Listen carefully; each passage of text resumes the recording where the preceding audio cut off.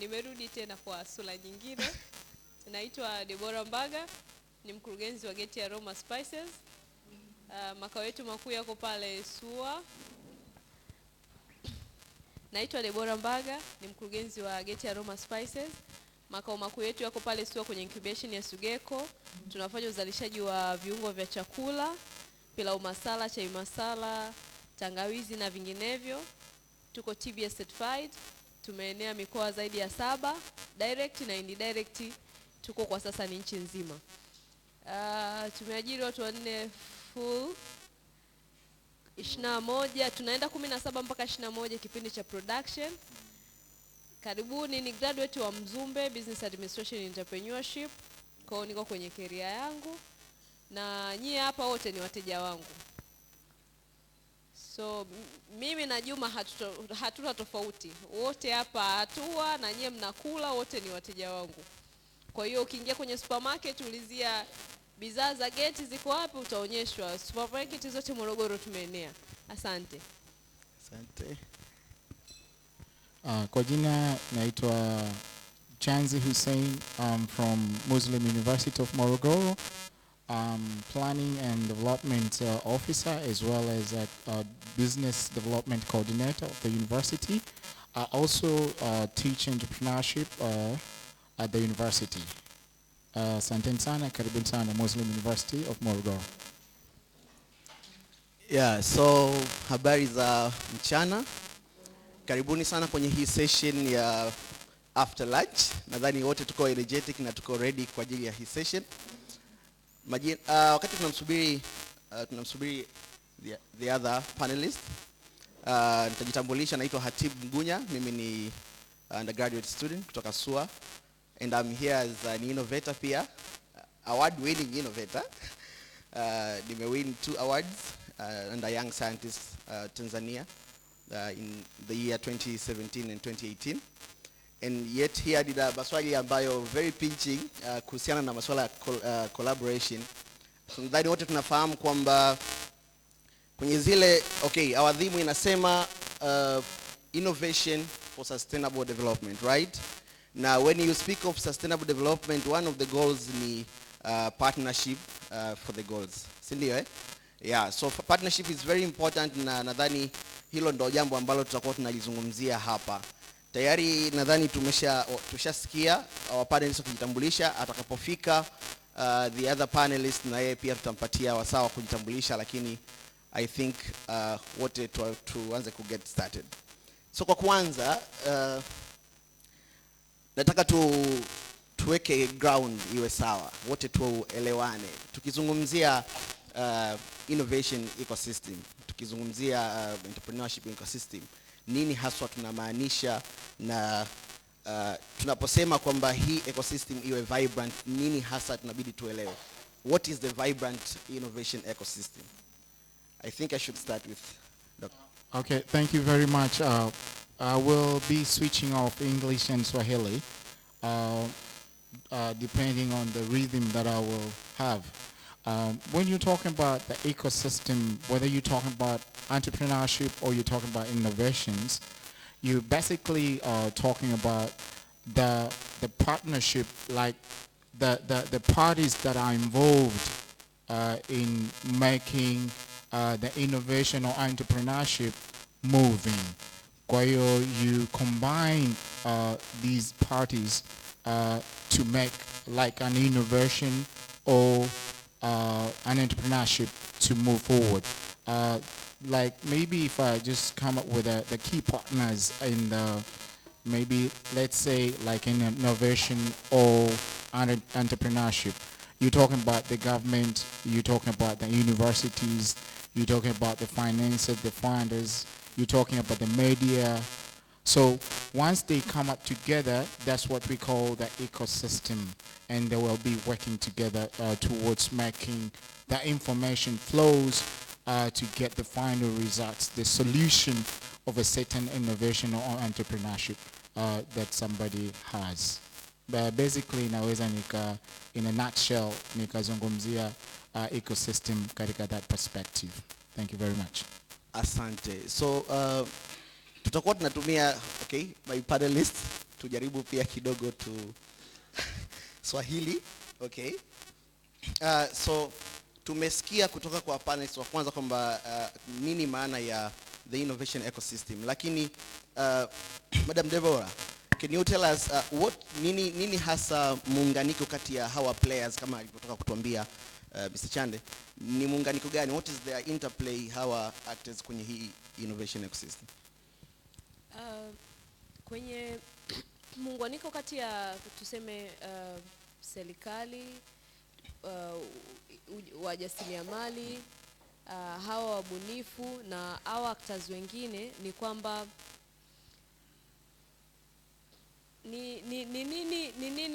nini kila mtu kwamba kwa serikali kuweka yale mazingira ya hao wajasiriamali kuinnovate au kuwapa ile nafasi ya wao kugundua hayo magunduzi yao, na hawa wajasiriamali nao kuja na idea na hawa actors wengine, yani kuipa ile nafasi ya watu kuja na solution. Mimi ninaweza nikasema ndio ninachoelewa hicho. Asante. Karibu Madam, ulichelewa kidogo session ya kujitambulisha, so nitakuomba utajitambulisha kwanza alafu then uta into this question, lakini pia nitakuruhusu kama utatamani kuendelea na swali ambalo nilikuwa nimemuuliza Deborah hapa, you will be allowed. Lakini swali lako ni kwamba tupo wapi? Tupo wapi kwenye hii interplay, huu muunganiko? Sasa hivi tuko wapi kwa mnaji wa Morogoro na nchi yetu kwa ujumla? Asante sana kwa nafasi hii. Kwa majina mimi ninaitwa John Nangawe, nimejitambulisha mara kadhaa sasa. Na kwa ufupi, kwa kujibia swali ambalo limetangulia kupita, mahusiano yaliyopo kati ya hawa wabunifu na hawa players wengine, kuna kitu kinachoitwa cluster au kongano. Kongano ni muunganiko wa watu wenye watu au biashara zinazoelekeana ambazo zinaweza kutatua masuluhisho, kuleta masuluhisho kwenye zile changamoto ambazo zinakuwa zinawakabili kwa pamoja. Kwa hiyo hapa players wote wanaingia. Let's say wazalishaji wa bidhaa fulani wanataka suluhisho kuhusiana na upatikanaji wa miundombinu. Serikali moja kwa moja inaingia. Labda ni maji, umeme, barabara na vitu vya namna hiyo. Lakini pia labda unakuta kuna changamoto katika upatikanaji labda wa malighafi. Wale wazalishaji wanaweza kuwa na sauti ya pamoja katika kutafuta wapi malighafi zinaweza zikapatikana kwa wingi na kwa urahisi. Sambamba na hilo, inawezekana wana shortage ya rasilimali fedha. Kwa hiyo watu ambao wanahusika na kutoa financial resources, microfinance, SACCOS, mabenki, watu investors wakubwa pia wanaweza wakachip in kutokana na ule muunganiko wa wale wenye mawazo bunifu ambao wamekuja pamoja.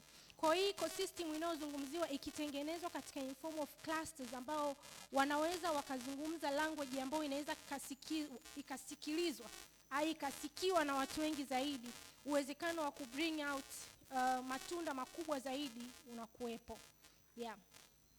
Asante sana kwa response yako nzuri.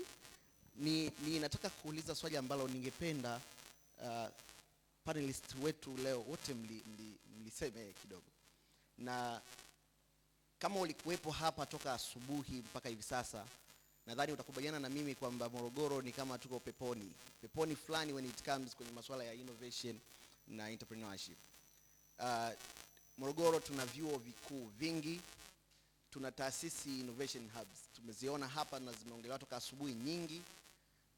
Tuna serikali, wapo kwa mfano tukianza na Madam Sido. Sasa swali langu ni kwamba narudia lile swali, tupo wapi na nadhani nini kina miss? What is the gap ukiconsider hali nzuri tulionayo na ubunifu kama hizi tunaziona, nadhani wapi hasa tuna miss ambao tunaweza kuboresha? Okay, Yeah. naweza kuanza kurespond hapo kidogo. Kama ulivyosema, ecosystem ya Morogoro iko vizuri kweli. Lakini hiyo interlink, yani kuwepo na player miongoni mwetu ambaye anaweza kusaidia kubridge hiyo gap, hapo bado hatujakaa sawa. Ninawasifu sana Anzisha kwa initiative ambao wameifanya, kwa sababu inawaleta pamoja wadau muhimu. Nafikiri kwa hii initiative kwa mwakani kuna wadau wengine wakubwa zaidi ambao wanaweza kuwa na mchango mkubwa kwa ubunifu. Leo hii wangekuwepo watu ambao wana interest kwenye energy. Yule kijana anatengeneza energy, ukitembea na create energy, si ndio? Angeweza kukama mtu ambaye angeweza kuipokea ile na kuanza kutengeneza mtambo ambao unaweza kuzalisha energy. Kuna watu hapa wanatengeneza vifaa vizuri vya maabara. We don't have to import kutoka nje, si ndio? Lakini kuna mtu yuko hapa na mawazo yale. Ni nani ambaye anayateka? Nani anayachukua kwenda kuyafanyia kazi? Wizara ya Elimu wako hapa, Science na Teknolojia COSTECH wako hapa. Nani ambaye anaweza kumchukua huyu mtu na kumpeleka sehemu ambayo anaweza kaa solution kwa matatizo ambayo tunalalamika kila siku? Maabara zetu hazina vifaa. Wanafunzi wetu hawezi kujifunza sayansi kwa sababu hatuna vifaa vinavyotoka nje ya nchi. Nimeona microscope pale. Lakini microscope sisi tungetegemea tuone ile ya mzungu pale. Lakini kumbe concept ambao wanatumia inaweza kutupa result ambazo zinahitajika. Kwa hiyo tunao wabunifu, tunavyo vitu vingi, lakini hatujapata yani player ambaye anaweza akabring, na kama nilivyosema Anzisha, big up. Naomba tuwapigie makofi kwa kweli. Yes, karibu Madam Deborah, can you chip in something kwenye hiyo? Okay. Katika gap ambayo kwanza Morogoro naweza nikasema ni mji ambao umebarikiwa. Kwanza tuko center, kwamba unaweza ukaenda Mbeya, ukaenda Dodoma, ukaenda Dar, yani ukafanya vitu vyako kwa urahisi. Hicho ni kitu cha kwanza. Lakini kitu cha pili, Morogoro ni ardhi ambayo, kuna ardhi ambayo iko ina rutuba, yani kwamba chochote ambacho unaweza ukahitaji kulima kinawezekanika kufanyika. Lakini sasa kwa nini hivyo vyote havitokei? Ni kwa sababu still pia watu hawana taarifa, hatuna taarifa, especially kwa sisi vijana. Bado hatuna taarifa ya fursa ambazo zipo, na ukiangalia pia Morogoro kingine kuna fursa nyingine, ina vyuo vingi, ina wasomi wengi, wataalamu wengi ambao wanatoka kwenye hivyo vyuo, lakini still hata hivyo vyuo bado havijatumia, yani hakuna nguvu ambayo inatumika kuwa push wale wataalamu ambao wanatoka pale waje kuja come with ideas na vitu vingine ambavyo vinaonekana ambavyo vipo katika mkoa huu wa Morogoro. Lakini kitu kingine pia bado tunaomba serikali yetu iendelee kutuhimiza na pia kuwepo kwa taasisi kama hizi Anzisha. Kuna taasisi nyingine inaitwa mfano Sagot, nao pia wanatumia nguvu nyingi kuonyesha kwamba hii Southern Highland ilivyo, fursa zilizopo. Kwa hiyo tuna imani pia hata vyuo vilivyopo tunaomba kwamba muendelee kuwaonyesha vijana ambao wanatoka huko mavioni kwamba fursa zilizoko Morogoro. Tunajua walimu, mnajua nini kipo Morogoro, tumebarikiwa. Yeah. Asante. Na wakati speaker wetu anaifuatia akienda kujibu swali ambalo nimesema ni common kwa wote, nitamuomba kwa sababu ndio mtu pekee anayewakilisha vyuo vyote Morogoro hapa. Kwanza naomba tumpigie makofi kwa hilo. So kwa sababu amevaa koti na amekaa kwa kiti cha kuwakilisha vyuo vyote, na tayari dada amesema kitu ambacho kinahusu chuo, pia wakati tunajibu hilo swali tuambie nini tayari mnafanya na unadhani nini kinakosekana vyuoni. Asante sana. Kwanza kabisa napenda kutoa pongezi kubwa kwa Anzisha for what exactly they did. This is something very big, of which katika universities ambazo tunazo, we should have some clubs ambazo very sustainable, very strong clubs za issues za innovation and entrepreneurship ziwepo. That should be the starting point. Na Anzisha probably they should also focus on that, making sure katika issue ya kufanya connection, all the universities should have some clubs ambazo they will be monitoring all the innovation and issues za entrepreneurship, ambazo hizi zinaweza zikasaidia sana katika kuweka watu pamoja.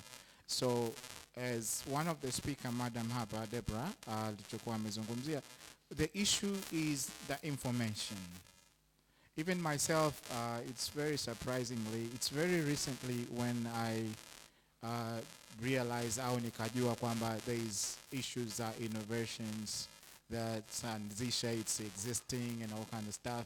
So information is also a very big problem, and that's a very big gap kwa sababu information zinawafikiaje watu, zinawafikia through media. It's very surprisingly nimeona media moja tu Wasafi ambayo ndio iko hapa, lakini we have dozens of the medias ambazo mimi I thought leo wangeweza kuja and they could have air hii event which is very very important. Hii inaongeza consciousness, inaongeza awareness ya watu tofauti because there are so many innovators out there ambao maybe people they don't know them. Kuna I want to say this, kuna mtu anaitwa Benjamin Fernandez. Is anybody knows that guy? Yeah. Yeah. You see, hawajawahi kumweka kwenye like a very special program for him. I mean, develop a software ya nala ya kutuma pesa. And he, like, it's worth more than $10 million, I guess. Right now, ameweza ku spread mpaka yuko USA, unaweza kutuma pesa Africa, he's in UK. If you look at the composition of his team, kuna watu from all over the world wako katika ile team yake. Lakini this guy is not even known. Lakini what makes him not unknown ni media is not covering. Yani ni media haijatake a very good initiatives za ku make sure innovation entrepreneurship iko ni kitu cha muhimu sana. Kwa sababu all the companies in the world, they have kitu kinaitwa R&D, research and development. They have a center in every company ya kufanya innovation, research na ku develop whatever is innovated. And that's what it is katika current world now. Unatakiwa innovation is what is needed. Ukiajiliwa hata kazini, if you cannot come up na kitu chochote, then you're not an asset. You need to come up with something different. Kwa sababu innovation is all about coming up with a solution of something which is existing, a problem which is existing in that particular time. So you come up with something very effective. Maybe it shorten the time of doing something, maybe it will increase knowledge or anything, lakini it has to be very effective, very efficient. Hicho ndo kinachotakiwa. So there's a very big gap between the innovators na media. Media wanatakiwa waingizwe kwa nani zaidi. Na it's not only kwamba hata wa key players unaona wanakuja kwenye event. I don't know whether Anzisha you will have do you have like constant meeting na watu, yani from time to time nakuwa na meet watu wa TRA. Kuna issues ya moja, naomba niongelee quick. Kuna issue ya patent. This is innovation. Sawa. Watu wengine wanaweza kuogopa kuja na innovation zao wakasema somebody can steal the idea. Kuna issue watu wanaitwa kosota. Do you also train these innovators on how to patent their ideas? Kwa sababu these ideas ndio pesa zenyewe. These ideas ndio solutions zenyewe. How are they patent the ideas that they're having? Everybody here aliyekuja na innovation, excellent. I've been walking around, they're having excellent ideas. Lakini unaona hata hawa key play partners, TRA, mtu wa TRA anakuja mara moja, lakini how frequently wanakutana na hawa watu kuwaelezea this is what is needed, you need to come 1 2 3 4. Sasa hiyo gap ikiwa tolewa, then that will be great. Asante sana. Asante. Wow, that was a very good response, I think. Tumeona our panelists wote mmezungumzia issue ya information. To you, Deborah, unadhani what can we do? What technological component can we utilize kuhakikisha kwamba sisi kama vijana innovators ambao tunakuja na ideas, tusipitwe na information. Nadhani hata wakati one of the speakers here Kiko aligusia some of the very important things ambazo zinahusu financing our innovations, zinahusu vitu ambavyo vinatunufaisha sisi innovators, lakini most of us like hatukuwa tunafahamu. Unahisi nini tunaweza kufanyika ili kuhakikisha kwamba hiyo gap inakuwa addressed? Kwanza tubadili mtazamo wa sisi vijana, na kipi tunakipa kipaumbele, kipi tunakipa umwisho wa kipaumbele. Tuko katika stage ambayo yani tuko kwenye wakati ambao si sawa na wazazi wetu, kwamba wazazi wetu kazi zilikuwa zinawafuata nyumbani. Mtoto wa fulani amemaliza chuo, amemaliza form 4, hapa panamfaa. Lakini sasa tuko kwenye wakati ambao sisi sasa hivi ndio tunatafuta kazi, yani tunaenda kuitafuta, sio inatufuata nyumbani. Sasa kuna wengine hapa wako still bado mko chuo, kuna wengine hata mko kwenye tayari mmeshamaliza, mko nyumbani au mko kwenye nani zenu vizuri. Tunaanza kwanza kwenye panapotokea event kama hizi, au unaposikia yale magari ya matangazo yanapita njiani, sijui kuna nini na nini, you have time, nenda kafuatilie. Hiyo ndio chanzo chako kingine cha wewe kupata taarifa. Lakini huku Instagram hapa wote 90% tuna smartphone, tena inawezekana 100% tuna smartphone, si ndio? Huku kwenye Instagram, Facebook, TikTok nini, umeangalia umemfollow nani ambaye kwamba atakuwa na impact kwenye mambo yako. Asubuhi ukiamka, ni nini cha kwanza ambacho baada ukishafanya mambo yako mengine, ni nini cha kwanza ambacho unaenda kufungua kwenye nani? Mange Kimambi, BBC Swahili au Miladi Ayo au ni nani? Yani kwamba sisi wenyewe tuanze kubadilika sisi wenyewe, kwamba tujue kwamba tuko kwenye wakati ambao kwamba sisi ndo tunatafuta hizo taarifa, sisi ndo tunatafuta hizo opportunity hazitufuati nyumbani. Na asubuhi kuna watu niliwaambia walikuwa wamekaa hapo, nikawaambia kwenye event kama hizi hautakiwi kukaa na mtu ambaye mmetoka sehemu moja mnafahamiana, si ndio? Kwamba tayari yule unayefahamiana tayari taarifa, yani anachokijua wewe unakijua. Lakini ukikaa na mtu tofauti, kuna connection. Na sikwambie mtu sasa hivi jamani, connection ndio habari ya mjini. Connection ndio habari ya mjini.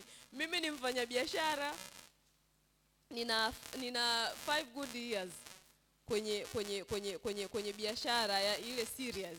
Kuna mambo mengine mimi kwangu yameenda ni kwa sababu ya connection. Asikwambie mtu umeenda sehemu fulani kwa sababu fulani anakujua akakusaidia. Utapata tenda kwa sababu fulani anakujua. Sasa tukisema kwamba ile hali kwamba mimi nimemaliza degree, vitu vitanifuata nyumbani, hakuna mtu ambaye atakupigia simu atakwambia kwamba kuna opportunity fulani sehemu fulani, ikiwa wewe haujaweka hiyo network na yeye. Na kwanza ukiona, mnajua kulob wavioni na wafanyakazi, nadhani mnaelewa kwamba umeona opportunity mahali, unajua kabisa waanzisha ndio wenye hiyo opportunity, na mimi hapa na fit. Unanyanyua simu, fulani nimeona kitu fulani hapo, mimi na fit hapo. Ni kwa sababu gani? Umeona huku, si ndio? Sasa tubadilishe mtazamo sisi kama sisi, yani sasa hivi kwamba hatuko kwenye ule wakati kwamba kuna mtu atakufuata. Jamani, tuacheni uongo. Mimi nina ndugu yangu niko kwenye position fulani, mwisho wa siku nimeziona, sitasema nitakukumbuka wewe kama wewe haujani nani. Nitaanza kukumbuka kwenye matatizo yangu ambao mimi mwenyewe nataka kuyafanyaje, kuyasolve, kwamba naona hapa fulani atafaa, mbaga wa fulani atafaa. Sawa? Kwa hiyo vijana na waasa, umesikia ni nini, una muda, nenda, kwa sababu huku ndo utasikia. Hapa Kiko alikuwa anasema vitu mimi mwenyewe vingine nilikuwa hata sivijui, nimekuja kuvijulia huku. Mwalimu hapa atasema kuna kitu fulani, ndio information huko tunazipatia. Tuache tubadilishe mitazamo yetu. Nini tunaangalia, kipi tunakipa priority. Hizi pages za nini na nini zipe unani wa mwisho. Wewe ukiamka asubuhi, pitia email zako, pitia zile page ambazo unajua kabisa kwamba huku kutakuwa kuna opportunity. Kuna nani nyingine inaitwa mimi sio mzuri wa mitandao. Kuna opportunity for OYA, inaitwa OYA, opportunities youth for Africa, sijui nini huko. Nadhani mnazijua. Kule kuna opportunity nyingi. Mimi nimeshaona watu wengi wakienda huko nje, wakienda kwenye nini kupitia hizo vitu. Kwa hiyo tubadilishe mtazamo, tuweke nini ni priority kwenye mambo yetu ya kila siku. Nadhani dada Deborah ameongea kama mfanya biashara mwenzetu, kama mjasiriamali mwenzetu, kama mbunifu mwenzetu. Kwa hiyo nadhani umetupa ushauri wa muhimu sana. Inapokuja kwenye swala la collaboration au partnership, sisi kwanza wenyewe kwa wenyewe tunashikana vipi? Hawa players wengine, serikali, kwenye ecosystem, wadau wengine kama anzisha, tunawashika vipi ili watutoe hapa tulipo kwenda tunakotaka kufika? Asante sana dada Deborah. Naomba nitolee mfano mzuri. Mimi ni msumbufu sana kwa watu wa SIDO. Yaani nikiona mahali kwamba wametangaza training yao, naona kwamba hapa ninaweza nika fit. I'm good on robbing. Huwa namwambia sasa hapa unaonaje, huoni kwamba naweza nikawafundisha branding, nikawafundisha packaging na nini? Sometimes sihitaji malipo, lakini najua kwamba nimetarget vitu vyangu fulani, kwamba kuna watu nitakutana nao ambao kesho watakuwa wateja wangu. Kuna watu nitakutana nao, nita-add kitu. Kwa na sisi vijana kuna kingine kwamba sometimes hatutaki kuvolunteer. Jamani, lift haikukuti nyumbani, lift inakukuta njiani. Asante. Jamani, nadhani mambo tunayasikia na kama tuna note kwa sababu vitu vinazungumzwa ni vitu vya msingi sana kwetu sisi innovators. Kwako serikali, na kwa sababu nadhani you're the only person kutoka serikalini, naomba nikupe kofia hiyo ya serikali. Wewe unazungumziaje swala kama serikali mnahakikishaje sasa mnawashika mkono hawa wanaokuja na hizi initiatives za kuwaweka pamoja actors tofauti kwenye hii space? Asante. Bahati nzuri Kiko alitangulia kusema asubuhi. Tuna neema na baraka nzuri sana imefika Morogoro ya Baraza la Uwezeshaji Wananchi Kiuchumi. Lile baraza limeandaa maonyesho ya wadau wote ambao wana mifuko na programu za kusapoti wananchi kiuchumi. Sasa mule kwenye zile taasisi almost zote za serikali zimo mule ndani. Na ukienda kule utaona zile benefits ambazo mtu unaweza kuzipata. Ni platform ambayo hauwezi kuipata popote kwa wakati mmoja. Iza utaifuata Dodoma, utaifuata Dar es Salaam, utaifuata mikoa mingine. Lakini wanapokuja pale pamoja, unaweza kutembea kwa utaratibu kutoka banda moja kwenda lingine, kufahamu fursa zilizopo kwenye hizo taasisi. Kiukweli Tanzania imetengeneza mifumo mizuri sana ya kusupport na kusaidia wananchi. Kama ukiweza kupita kwenye kila taasisi, utakuta maelezo yanayotoa of course ni yale ambayo yanaonyesha kweli nia ya serikali katika kusupport. Sasa ukienda kwenye utendaji, hivyo ni kitu kingine. Lakini ukiangalia zile nia ya serikali kweli na yale ambao wanayosema, unaona kweli nia ya serikali ni kusaidia wananchi kiuchumi. Kuanzia uzalishaji, kwa maana wale ambao wanajikita let's say kwenye kilimo, mifugo na vitu vya namna hiyo, ziko programu nyingi ambazo zimewekwa kwa ajili ya kusupport. Kwa kama wewe ni mbunifu kwenye hilo eneo, unaweza kwenda kwenye taasisi hizo na ukapata hizo taarifa. Lakini pia kuna nafasi ya vitendea kazi, miundombinu pamoja na vifaa vya kufanyia kazi na mifumo mbalimbali. Ipo ambayo serikali pia kupitia taasisi zake inatekeleza. Kwa unaweza kuona ziko taasisi nyingi sana, siwezi kuzitaja zote hapa, lakini zina uwezo wa kukupa indication ya kile ambacho unataka kukifanya na ukaona matokeo yake baadaye. Kwa hiyo kwa kutumia hiyo platform tunaweza kuona nia ya serikali na kupata zile fursa zilizopo. Lakini pia nisemee kwa upande wa SIDO. SIDO ni shirika la umma, tunafahamu wote, lilianzishwa kwa nia ya kukuza viwanda hapa Tanzania, viwanda vidogo na vya kati na ujasiriamali. Kwa hiyo sisi tunachokifanya ni kuhakikisha wewe unayekuja na wazo lako unatambua nini hasa kinatakiwa ili wazo lako likue. Kwa hiyo tunakaa mezani, tunashauriana ili lile wazo unaloliwaza liweze kuwa materialize, kutokea. Kwa hiyo tutaangalia ni teknolojia gani zinahitajika ili wewe uweze kufikia lengo. Unaweza ukawa unafikiria rocket science, lakini kumbe kinachohitajika ni science ndogo tu ili uweze kuzalisha bidhaa yako. Kwa hiyo tunaangalia njia na mbinu nyepesi ambazo zitakuwezesha wewe kuanza. Alafu ukishaanza sasa, ukianza kugain momentum, ndio uanze kutafuta vya mbele zaidi. Kwa hiyo unaweza kuanza na hatua moja wakati unafikiria maili 1000 mbele. Kwa hiyo mimi niwatie moyo, msikate tamaa kwenye ile hatua uliopo. Useme sina capital. Maanake vijana wengi atakwambia sina capital, sina hichi, sina kile. Lakini capital inaweza kuwa ni yale mawazo ambayo unakuja nayo, yanajengewa ufahamu, lakini pia unaunganishwa na wadau ambao wanaweza kukusupport. Kuna vijana wako hapa wamepata fursa nyingi sana na leo nimewaona kupitia yale, mtu amekuja na wazo lake lakini tumemsaidia. Deborah pia ni shuhuda, amekuwa kwa sababu tumemlea kwa namna moja au nyingine. Kwa wako na wengine. Kwa hiyo baada ya kupata teknolojia, kuna masuala ya mafunzo. Tunatoa mafunzo mbalimbali kwenye hizo teknolojia mbalimbali, lakini pia tunawasaidia kufahamu soko ni nini, masoko ni nini, unalipataje soko, unawezaje kubrandi bidhaa yako. Kwa sababu watu wana ubunifu, lakini inapokuja kwenye kumarket bidhaa ndio changamoto inapoanzia. Elimu ya biashara, masuala ya utunzaji wa kumbukumbu, mahesabu ya kifedha, wengi unakuta hatuwezi kuintegrate na zile teknolojia tulizonazo.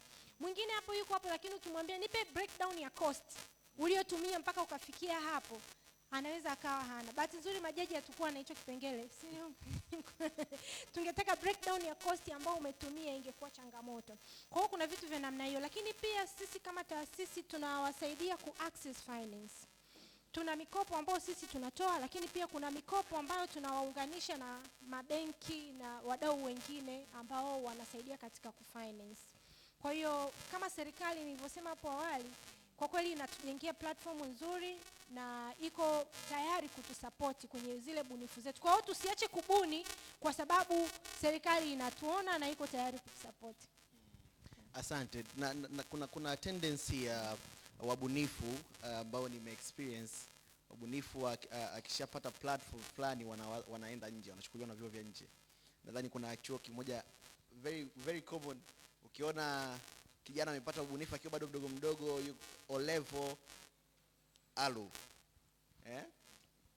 South Africa. So pia tuone siku zinavyoenda tunawezaje kuwabakisha wabunifu wetu nchini, na tumeweka incentive gani kwa ajili ya hawa wabunifu kukua. Tukiwa tunamalizia kwa sababu ya muda, ningependa nibaki na wewe madam, kuuliza swali langu la mwisho. What is our way forward? Tumeshaona sasa kuna mwamko na wabunifu tunawaona, anzisha wametukusanya pamoja, na tunatamani wadau wengine wengi actors kwenye ecosystem waweze kuwa na participate kwenye functions kama hizi, ili hizi function kama hizi, event kama hizi ziwe na matunda baadaye. What is our way forward?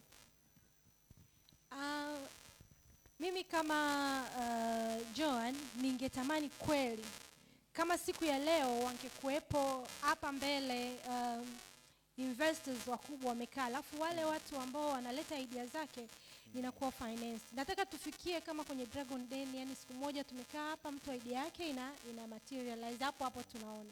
Kwa hiyo tuungane pamoja, taasisi ambazo zina support ubunifu, tufanye kazi kwa kushirikiana, alafu tupime matokeo yetu mwisho wa siku. Leo tumeanza, mtu amekuja na idea, anataka afanye kitu fulani. Tumsaidie huyo mtu. Alafu mwisho wa mwaka tujipime, tuone yule mtu tumemfikisha wapi. Kwa hiyo vyuo vikuu tunaweza kushirikiana kwa pamoja, kwa sababu kule mawazo ya kibunifu yanakuja. Lakini sisi ambao tunadili na ujasiriamali, kutoa mawazo ya kichuo, unajua kuna ile anakuwa na mawazo ya kishule, lakini ukija huku kwetu ni mawazo ya business. Huku sio nisaidiwe au nifanye nini, yani you fight ili uweze kutokea sokoni. Kwa hiyo lazima upambane.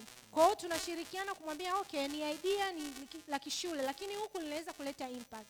Lakini pia kwenye society namna gani linaweza likapokelewa, likaleta matunda, lakini pia likasaidia katika kukuza uchumi wetu. Asante. Dada Deborah, kama unaituwakilisha kama mbunifu mwenzetu, mjasiriamali mwenzetu, what is our way forward? Our way forward, sasa najisemea kwa mimi na kwa wenzangu. Mimi kwa level ambayo nimefika, I'm ready na ninafanya hicho kitu kusupport, kuinua wengine ambao wako kwenye level ya kwangu ya chini. Na ninawakaribisha sana ofisini kwangu kwenye kupitia mawasiliano, ambapo unaona kwamba kuna mahali mimi ninaweza nikachip in kwako nikakusaidia kufika mahali, mnakaribishwa. Kwa sababu hata mimi niliinuliwa hivyo na wengine ambao wako juu yangu. Na hayo mengine ambao tumeshaambiana huko, tubadilishe mtazamo sisi kama vijana. Mlima na misemo mingi. Hakuna mlima ambao ni tambalale. Safari ya ujasiriamali sio rahisi. Ni nzuri kuwa bosi, kuwa nini, kuamka muda unataka, kulala muda unataka, kutumia pesa yako, yani kuishi maisha. Unajua ukishaajiriwa utaishi kutokana na kipato ambacho bosi anakupa. Yani anakulipa, kama unalipwa 200,000 utaishi kutokana na 200,000. Utalala na kuamka muda ambao bosi anataka, kwamba unatakiwa ufike saa 12 kazini, utaamka saa 10. So karibuni sana. Safari ya ujasiriamali ni nzuri kwa upande mwingine. Na asante. Asante. So nadhani take home hapo ni kwamba tuone namna ya sisi wajasiriamali kushikana, lakini kusapotiana, kwa sababu tunazungumzia collaboration. Kwa hiyo tuone tunatafuta nani atusaidie tufike wapi, na sisi wenyewe pia kushikana mkono. Karibu, wewe una maoni gani? Nini way forward? Asante sana. Kuna kitu nataka kuambia innovators and entrepreneurs. Moja ni kwamba there's nothing easy. Hakuna kitu kirahisi hata kimoja duniani. Whoever you have seen very successfully, lakini they have gone through a lot. Atako in innovations, there is no way kwamba you just do it and you innovate just right away. Kuna mtu anaitwa Thomas Edison amegundua taa. He tried like 1,000 times, but 1,001, that's when hiyo bulb ikawaka. Lakini if he could have given up huku mwanzoni kabisa, he wouldn't have come, hata singekuwa na taa. Lakini when you see that light, it's not an easy thing. When you want to be an entrepreneur, me mwenye mfanya biashara, it's not like I just teach, I'm also an entrepreneur. Where's like that Madam hapa Deborah? It's not like an overnight, she's now a businesswoman. Amepitia through a lot. The thing that we are missing is consistency and persistency. You have to focus. How many times you fail, just fail forward, and that will give you something to learn. Lakini ukifail mara moja mara mbili and you give up, you will have so many things in your life ambavyo viko very unsuccessfully. Once you fail, that's when you realize something. You innovators hapa, make sure mezungumza, connection is the key. Tafuta network. Whatever you have, it's not about an award. Umepewa zawadi, umekosa, umefanya, lakini what you have, you guys hapa, you have something extra kutushinda taasisi. That's why you came up with an innovation. So big up for you guys. Sasa, what is the way forward? The way forward is, bado tu mimi nasisitiza kuna kitu kimoja, that gap ambayo mimi naiona. Madam pale from SIDO amezungumzia wenzetu wana program zile. Ataanzisha, mnaweza mkasama siku nyingine. People with a very strong ideas, investors wanakaa pale, you present your idea, wanachuja mpaka mtu wa mwisho, whether it's something has to do with the cuisine or whatever, ana present. Investor, they might be interested kuchukua ile idea from this. So that's how you promote, kwa sababu shida ni finances. You can have a very good thing, lakini unaona watu wanaishia tu huko. Nimegundua kitu fulani, hata akiwa mtu mzima mzee, niliwahi kugundua hii. So what was the outcome? Nothing. Labda nina certificate. Bas. Sawa. Sasa lakini we need to move forward. Yani something ukigundua basi kije kuonekana baadaye, something that makes really sense. Lakini mara nyingi tunafanya events kama hii, tunasema sustainable for development, innovation for sustainable development. That's the sustainability. How long are you going to be sustained? So that's very, very important. Kwa hiyo tujaribu come up na hivyo vitu. Investors, kuna watu they have money, they don't have no ideas. So, and you have idea, you don't have no money. We can link our watu pamoja, then watu wengine wanaweza kanunua hizo idea. If an idea is very good, somebody can buy the idea. That's the only thing I can say. Thank you very much. Asante sana. Niwashukuru sana panelists kwa muda wenu na kwa maarifa ambayo mmeshare na sisi. Hopefully audience tumejifunza mambo mengi sana kutoka kwa panelists, na nadhani ni muda mwafaka wa sisi kuyachukua na kuanza kuyafanyia kazi.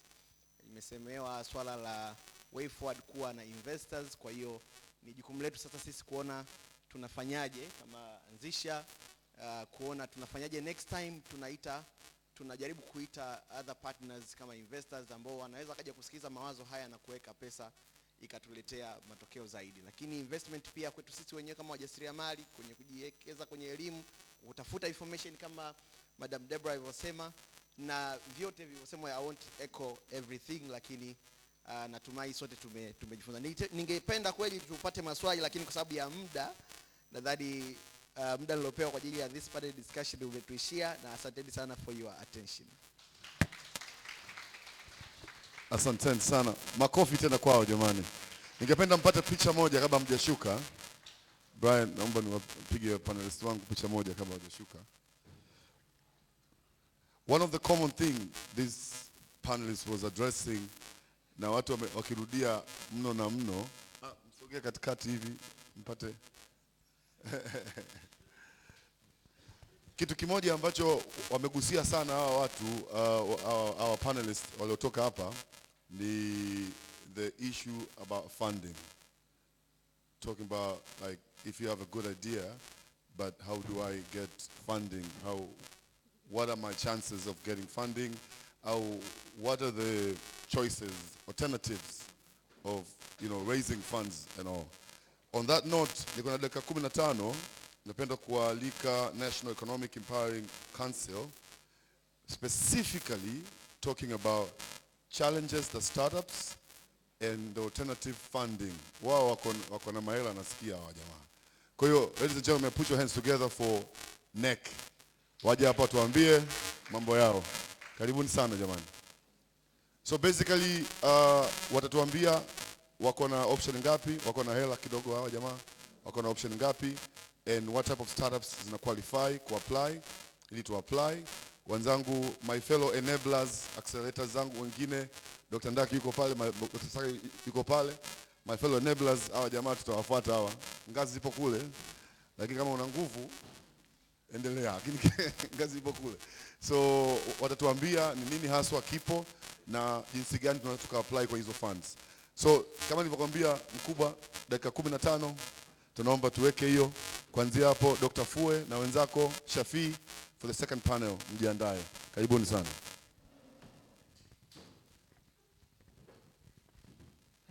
Habari za jioni. Mimi naitwa ndugu Siraji na Likame. Natokea Baraza la Taifa la Uwezeshaji Wananchi Kiuchumi. Na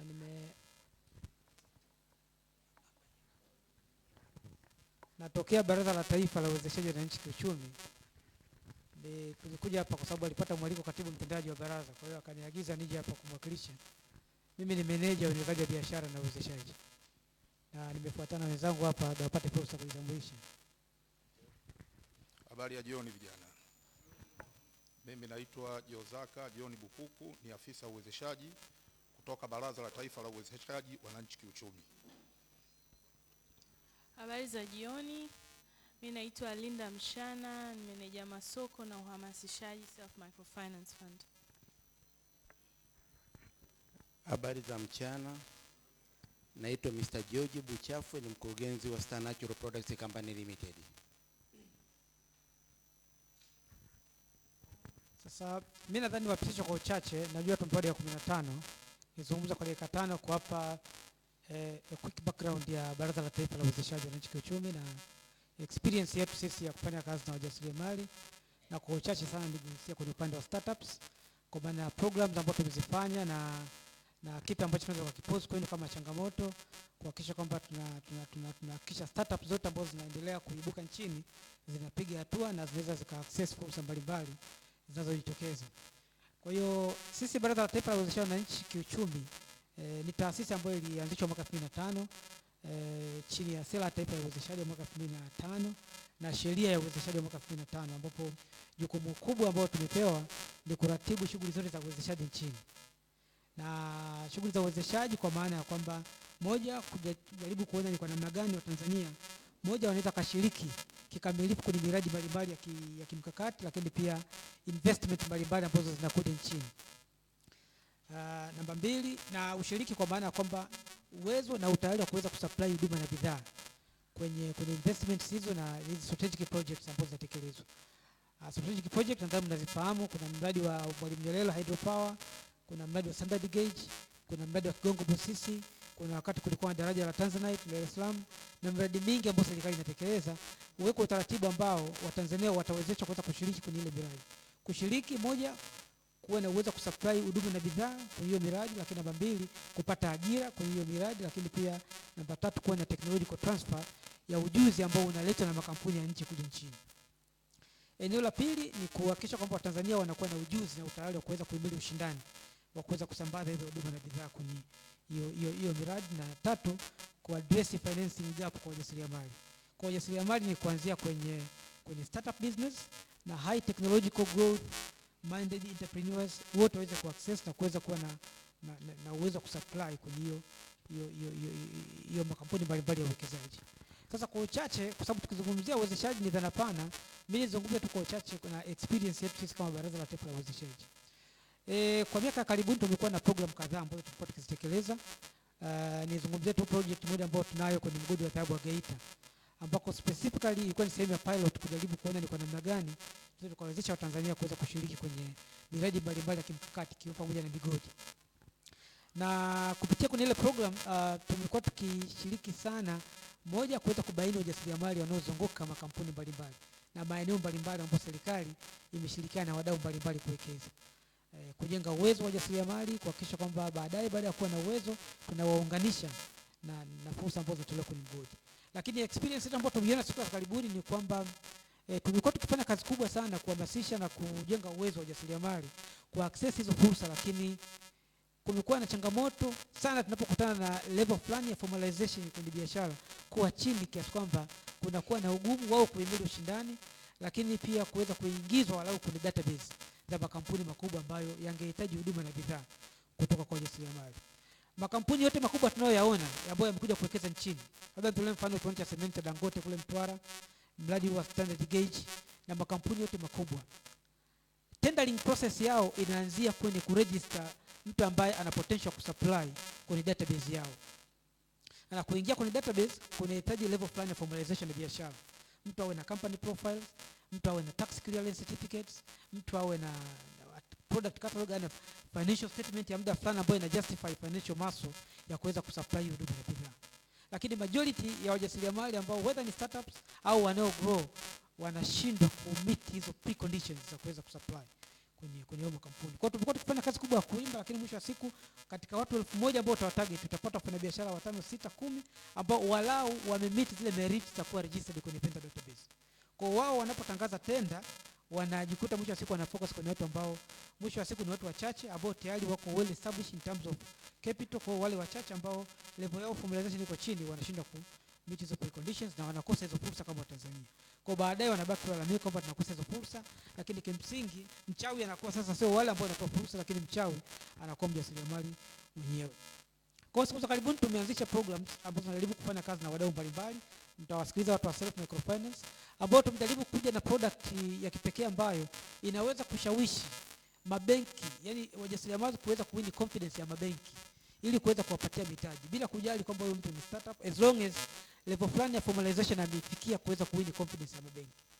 Na product ya kwanza ni kwamba tumejaribu kuengage kwenye mazungumzo na makampuni makubwa ya biashara kuhakikisha kwamba moja, zile wanapoingia makubaliano na Mtanzania ambaye ana meet zile merits na amekuwa registered kwenye database, basi walau anaweza kupewa offer kupitia service contract ya kusupply huduma na bidhaa. Sasa akipewa zile service contract, tushawishi sasa taasisi za kifedha ikiwa pamoja na self microfinance na taasisi zingine ambazo zinaweza kutengeneza innovative product ambayo inaweza sasa ikashawishi finance ya kuweza kutumia service contract kama collateral security. Hiyo ni eneo la kwanza. Eneo la pili, tunazungumza na mabenki kuangalia uwezekano wa open up collection account ya kati ya mabenki pamoja na mjasiriamali ambaye anahitaji kusupply huduma na ameweza kushawishi uwezo kusupply huduma pamoja na makampuni makubwa kuwa na collection account. Kwa financial institution inaweza kumlipa fedha mjasiriamali kupitia kwenye collection account na akaweza kuchukua zile fedha akaenda kutengeneza bidhaa au kutrade au akaenda kuchuuza bidhaa akasupply kwenye strategic project, na kisha supply ile kampuni imlipe kupitia collection account na benki iweze kuchukua kiasi fulani cha investment ambayo imeiweka kwenye yule mjasiriamali na kinachosema ambacho ni margin inabakia kama faida iweze kubaki kwa mjasiriamali. Hiyo ni one of the package ambayo pia tunafanya nayo kwenye baadhi ya mabenki. Lakini kwa kumalizia, ili niwakaribisha wenzangu, tuna vitu tumevianzisha nchi nzima. Kuna vitu tunaita vituo vya uwezeshaji nchini. Ni vituo ambavyo vinajaribu kutengeneza complete package ya service mbalimbali ambazo zinamsaidia mjasiriamali. Na kwenye ile platform tunaweka taasisi mbalimbali wezeshi ambazo zinajenga uwezo wa mjasiriamali na kutoa support services zinazoweza kumfanya mjasiriamali kuweza kuqualify kummeet zile minimum conditions za kuingia kwenye vendor database, lakini pia kumpatia huduma mbalimbali iko pamoja na huduma za kifedha. Kwa hiyo nitumie fursa hii pia kutoa rai wengi kujitokeza kwenye hivyo vituo ambavyo tumesimamisha. Lakini pia tunaandaa database kubwa ya watu ambao wanajenga uwezo, ushauri na mafunzo ya jasiriamali wakitengeneza product mbalimbali ambazo wanaweza kuzitela kwa jasiriamali hasa startup businesses ili waweze sasa baadaye kuwa vet kwenye financial institutions, lakini pia corporate companies ambazo tunafanya nazo kazi kuweza kuwafanikishia moja kupata mitaji, lakini pia kuweza kuaccess hizo opportunities ambazo zinatolewa. Kwa hiyo nimkaribisha mwenzangu azungumze kwa uchache namna hizo empowerment center facilities zinavyo offer space ya service providers kuweza kuingia na kuweza kuaccommodate watu mbalimbali ambao wanaweza kuoffer services kwa jasiriamali. Asante sana. Msemaji aliyepita hapa amezungumzia habari ya vituo vya uwezeshaji wananchi kiuchumi, na kwa bahati nzuri mimi ni miongoni mwa wanaosimamia vituo hivyo. Mimi ndio msimamizi mkuu wa kituo cha uwezeshaji wananchi kiuchumi cha Kahama. Vituo hivi vipo 16 nchi nzima, na kituo cha Kahama kile ndicho ambacho kimefanywa kuwa cha mfano kitaifa. Halmashauri, mikoa na taasisi mbalimbali zinafika pale kwenda kujifunza, kwa sababu ni maelekezo kwamba kila halmashauri inatakiwa kuwa na hivi vituo. Kituo kile cha Kahama peke yake, ndani ya kile kituo tuna taasisi 13 za masuala ya uwezeshaji. Tuna watu wa SIDO, tuna self finance, tuna TBS, tuna chemba ya biashara iko pale, wapo watu wa TRA, wapo watu wa VETA, tuna mpaka Open University mle, tuna kila taasisi kadha wa kadha.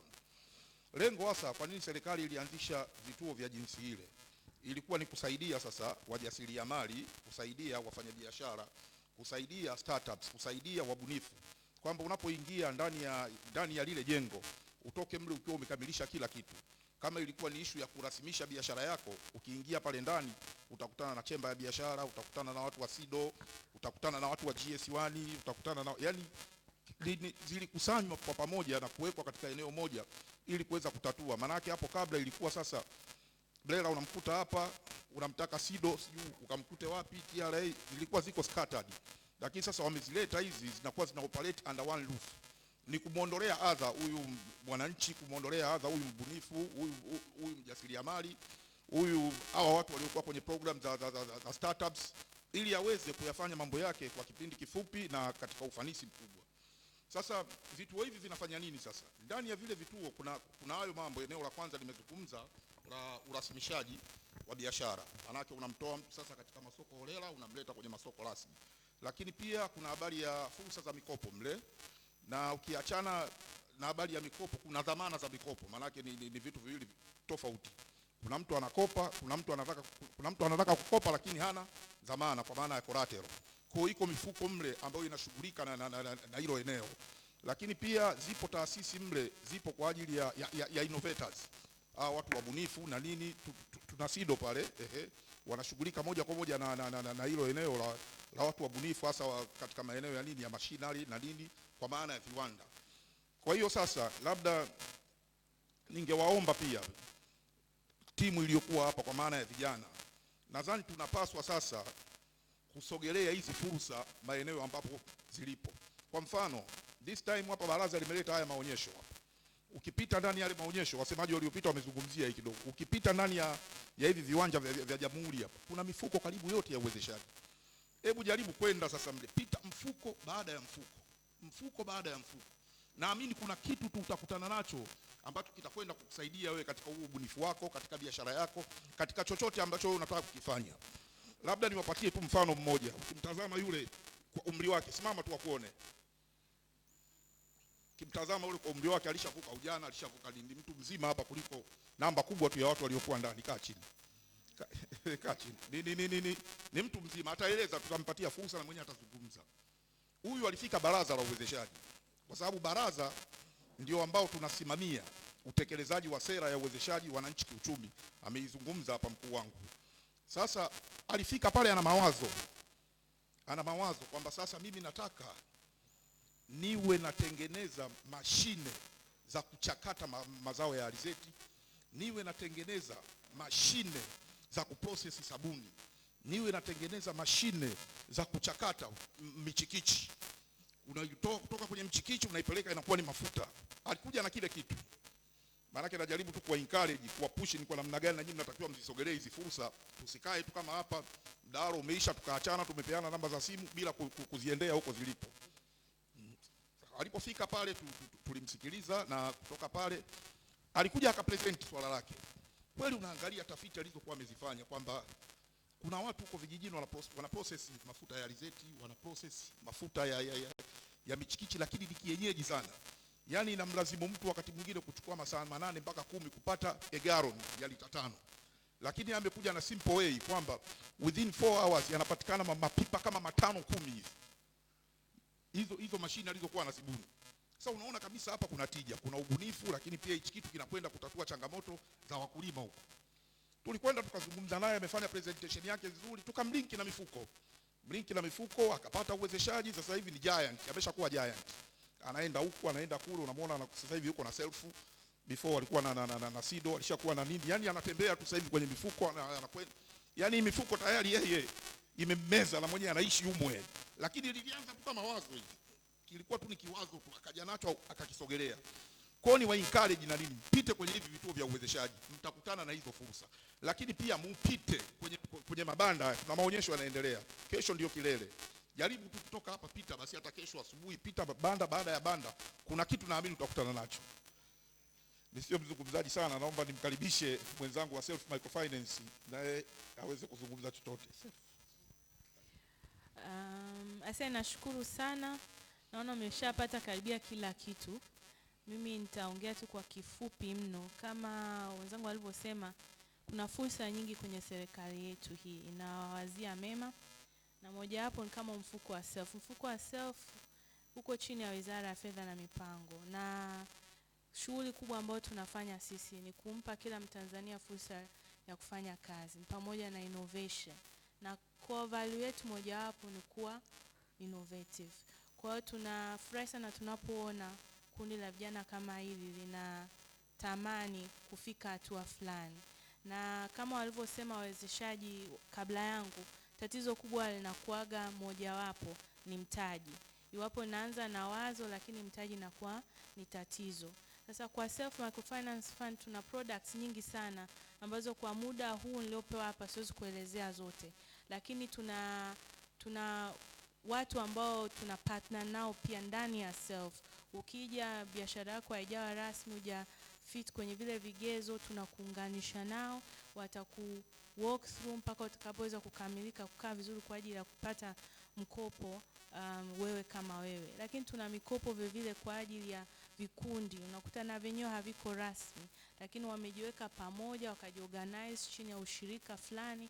Tunaweza kupatana nao na kuona namna ambavyo tunaweza kuwawezesha kwenye biashara zao za aina mbalimbali. Kama nilivyosema, muda ni mfupi sana.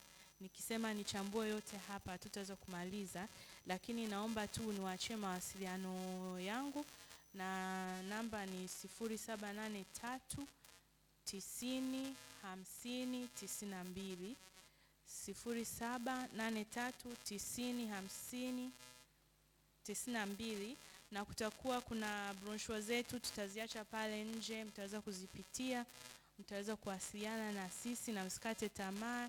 Innovation ni nzuri, na bila hiyo tunajua we won't be sustainable, and we're looking forward to have you all. Karibuni sana.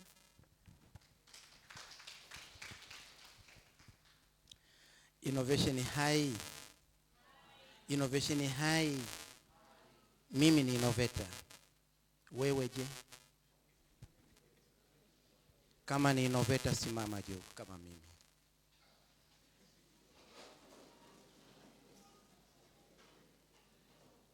Innovator high oi. Innovator high oi. Innovator tupungiane mkono. Asante, tunaweza kukaa.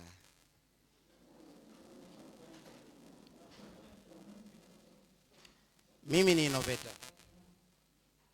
Nimeanza innovator muda mrefu sana. Nilifikiria jambo moja. Kila kitu kinawezekana. Kamata hiyo kichwani. Kila kitu, kila kitu, kila kitu, na niliamua kuchukua hatua.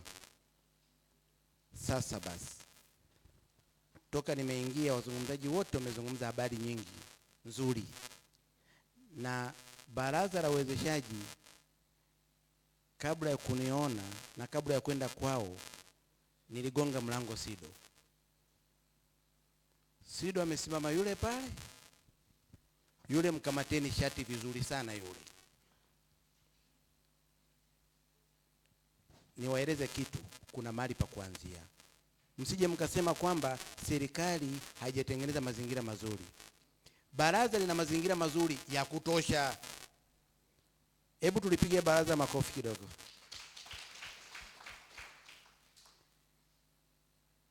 Sasa mfano kama sasa hivi baraza SIDO wametengeneza mfumo wa kupata pesa za kupata vitendea kazi. Mnalijua hilo? Sasa basi tembeleeni basi yale maonyesho. Mimi nilianza nikasema inawezekana.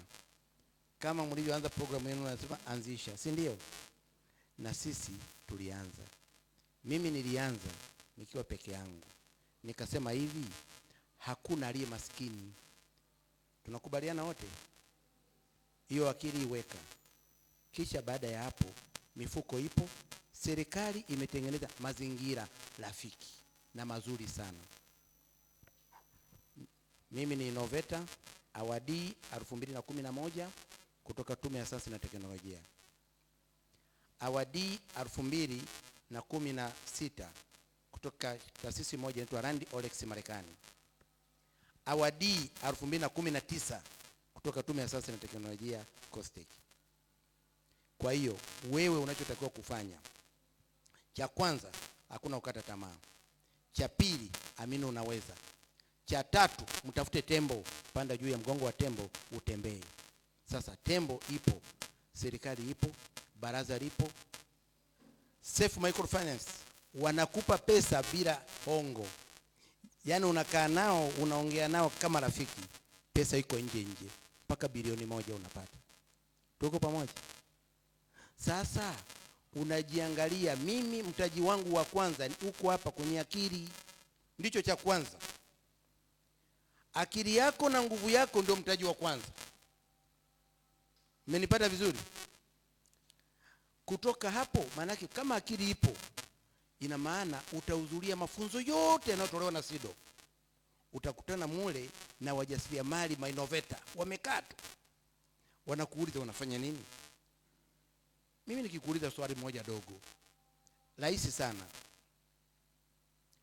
kwenye innovation lazima uangalie mambo fulani fulani. Sasa hapa hatuwezi kuyamaliza, ndio maana tunasema tembeleeni kule. Tukiwa kule tunaweza tukamiminika vizuri sana. Nipo pale kwenye banda la safe kama nilivyovaa hapa nembo ya safe. Kwa nini safe wamenibeba mimi? Nimekuwa mkopaji mzuri na mlipaji mzuri. Kopa kwa busara, lipa kwa wakati. Hiyo ndio kanuni ya innovation. Kwa busara, lipa kwa wakati. Asante sana jamani. Makofi kwao jamani. Makofi tena basi. Nashukuru sana jamani, nashukuru sana. Nashukuru, basi mchukue viti. Baadaye tutapata muda kupita kwenye mabanda kule, mwenye maswali, mwenye nini, tuko nyuma ya muda kidogo. Kwa hiyo naombeni niwie radhi. Kwa basi asanteni sana. Makofi tena kwao jamani. Kopa kwa busara. Umechukua hiyo? Ana mkono wake anasema chukua hiyo. Akiongea anasema chukua hiyo.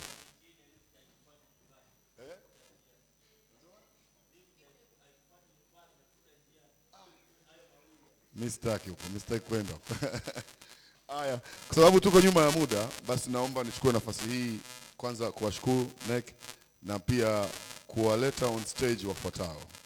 Makofi kwa Dr. Kadege Fue, Bwana Aziz kutoka Muslim University, Bwana Nelson Kisanga, anajua mwenyewe anapotoka.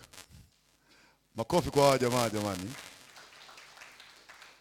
Na moderator wao Bwana Shafii, karibu sana. Hii discussion panel ni dakika 50 na itazungumzia yafuatayo ambayo watu wengi wamekuwa wakicomplain tangu asubuhi. The first issue would be regulation. The second issue would be media. The third is innovation. The last will be entrepreneurship. Our host, Bwana Shafii, karibu sana.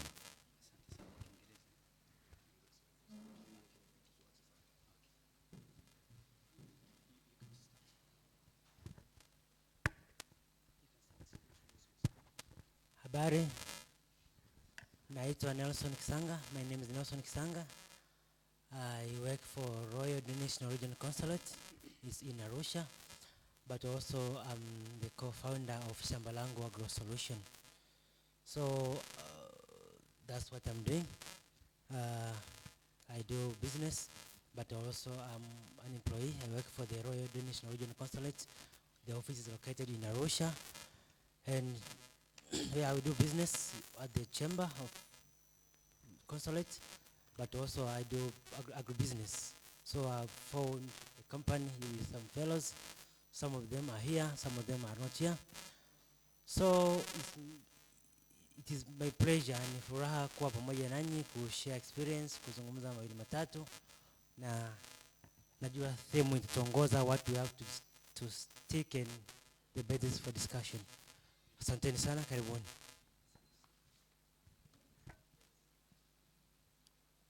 Hello, good afternoon. Which language? English or Swahili? You can mix. Yeah? You mix it. Yes? English Kiswahili. Ah, okay. So Aziz Said Lumbera. I'm a lecturer, MUM, Muslim University of Morogoro. And I'm a director and shareholder, 2 companies, Urembo family companies, and Asra Technologies. And also, I'm a consultant. I'm doing a consultation. And while we are discussing here, we can talk more. Welcome. Asante. Habari za mchana. Mimi naitwa Kadege Fue, natokea chuo kikuu cha kilimo SUA. Mimi ni mwadhiri wa digital agriculture, kilimo cha kidigitali. Sasa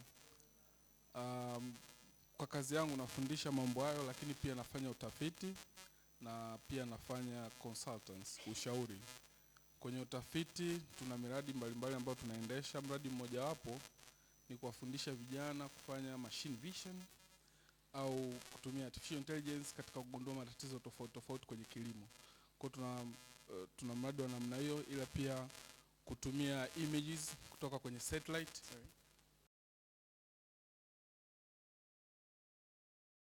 Ya kilimo kwa ufanisi. Na nia na madhumuni ya kufanya hivyo ni kuongeza tu tija kwenye kilimo. Na nyingine ambao nafanya katika mradi mwingine ambao tunafanya ni kufuatilia namna gani sasa hizi tech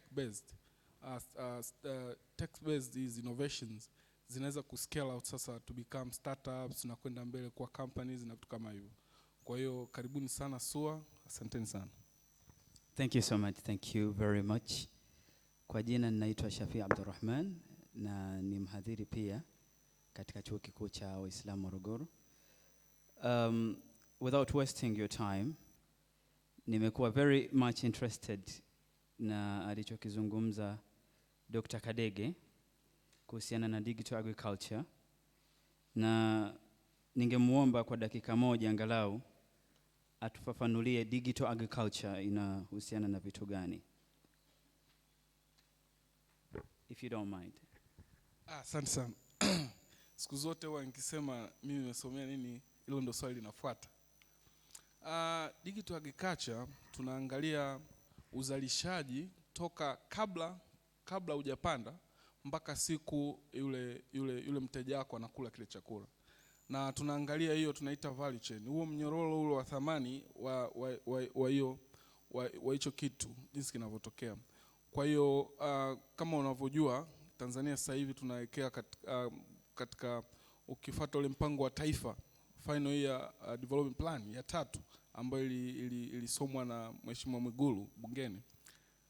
Kitu ambacho kimesemwa mle ndani ni kwamba Tanzania sasa tunataka tufuatilie ule mnyororo mzima. Unajua leo ukitaka kupeleka product Ulaya, kitu cha kwanza watakuuliza ni vitu gani vipo ndani ya ile tunda lako. Kama unapeleka tuseme labda mapera au unapeleka parachichi, watanasema ndani ya hii parachichi wakati unapanda uliweka mbolea kiasi gani. Si ndio?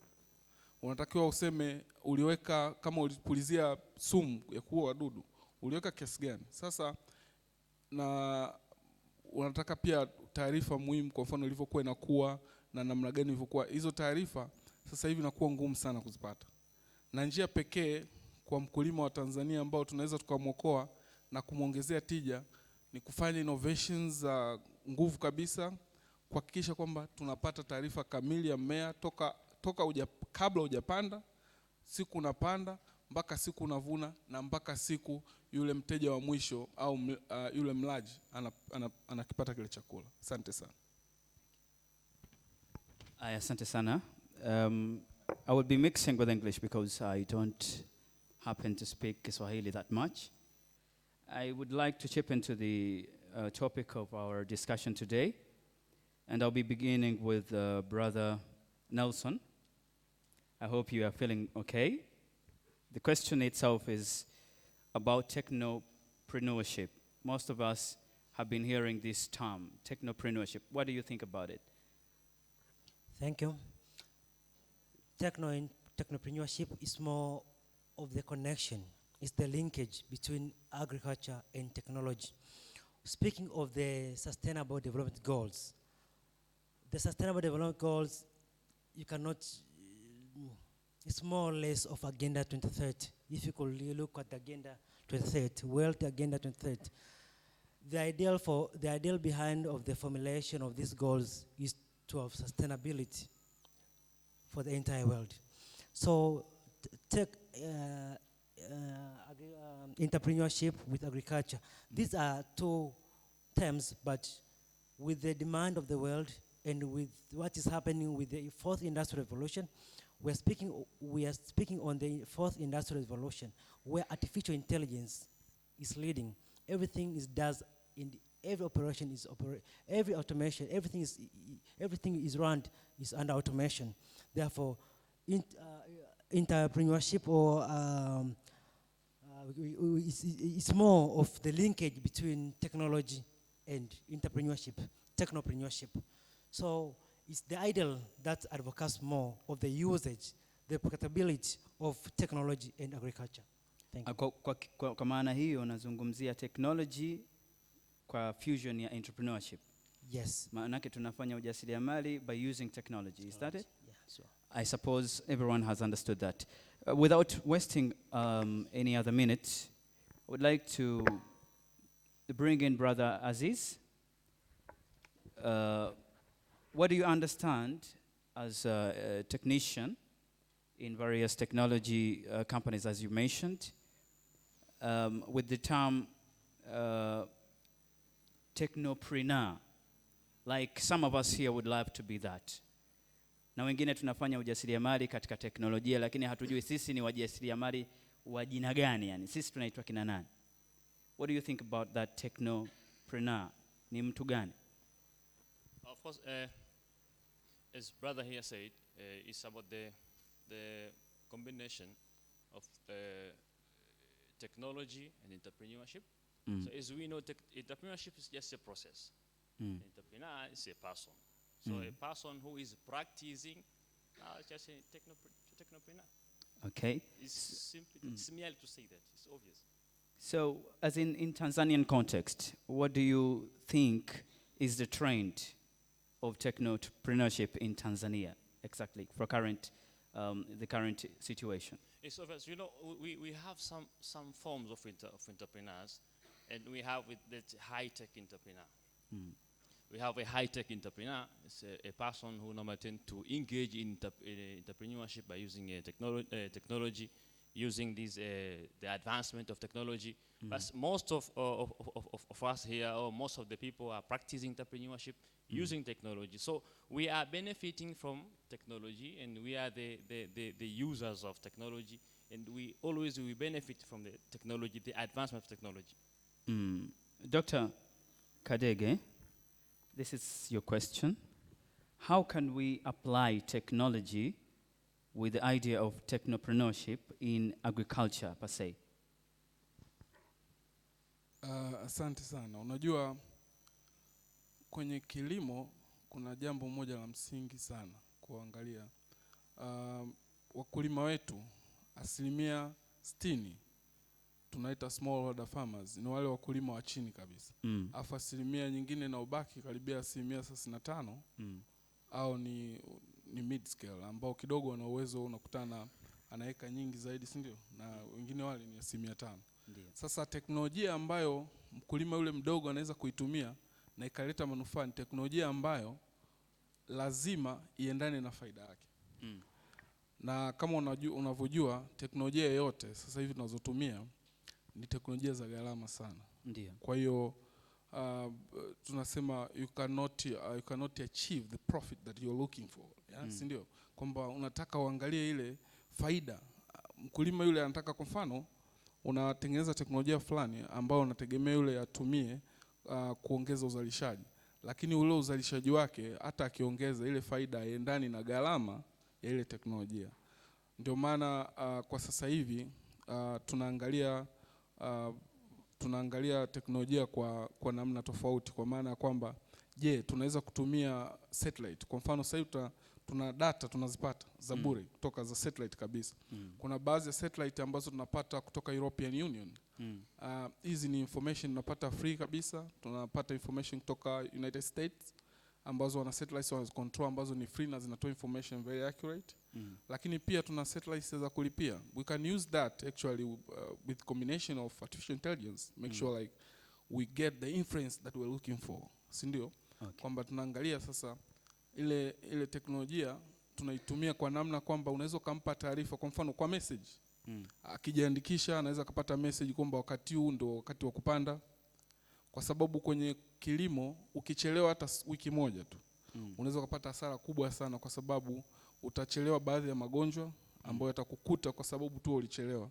Kwa utakuta wenzako wamepanda kabla, ule mmea umekuwa mkubwa kabla.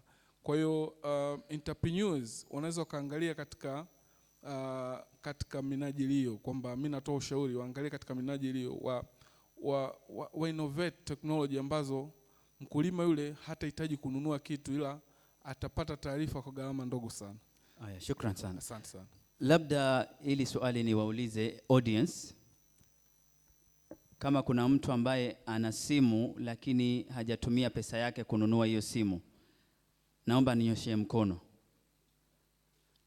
Hujatumia pesa yako kununua simu? Nyosha mkono. Kama umetengeneza simu yako mwenyewe ukawa unaitumia.